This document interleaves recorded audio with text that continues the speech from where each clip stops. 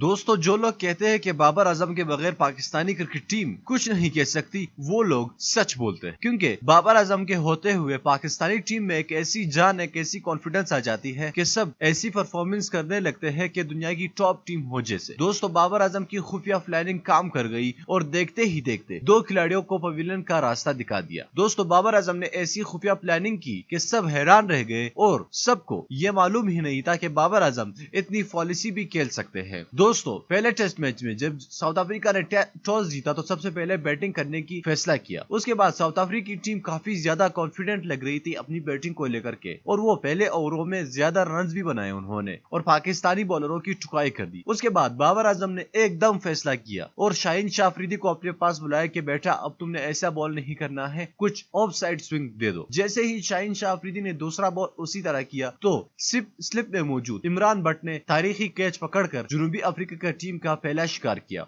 इसके बाद बाबर आजम फील्ड पर मौजूद थे और वन डाउन बैट्समैन को जब उन्होंने पहले रन लेने की कोशिश की तो बाबर आजम ने डायरेक्ट हिट करके उस खिलाड़ियों को रन आउट कर दिया। तो ये देखकर पूरी दुनिया हैरान रह गई और बाबर आजम को पूरी दुनिया इस वक्त दाद दे रही है कि ये किस तरह से उन्होंने इतने अचानक इतने बड़े फैसले किए और ये रन आउट करने के बाद बाबर आजम ने तारीखी रकम कर दी। इस तरह की फील्डिंग इंडिया की टीम में देखने को मिलती है, लेकिन अब बाबर आजम पर पूरी दुनिया नाज करती है और खूब खास तौर पर पाकिस्तानी खिलाड़ी, क्योंकि बाबर आजम ने फील्डिंग में भी अपना नाम कमाया है। तो पाकिस्तानी टीम की पोजीशन इस वक्त बहुत मजबूत हो चुकी है। दोस्तों, आपको क्या लगता है कि पहला टेस्ट मैच कौन सी टीम जीतेगी? नीचे कमेंट बॉक्स में हमें लाजमी बता दीजिए। इस वीडियो को जरूर लाइक कीजिएगा। अगर आप बाबर आजम से प्यार करते हैं तो इस वीडियो को लाजमी लाइक कीजिए और हमारे इस चैनल को जरूर सब्सक्राइब कीजिएगा। मैं मिलना चाहूंगा आपसे अगली वीडियो में, तब तक के लिए मुझे इजाजत दीजिए। अल्लाह हाफ़िज़।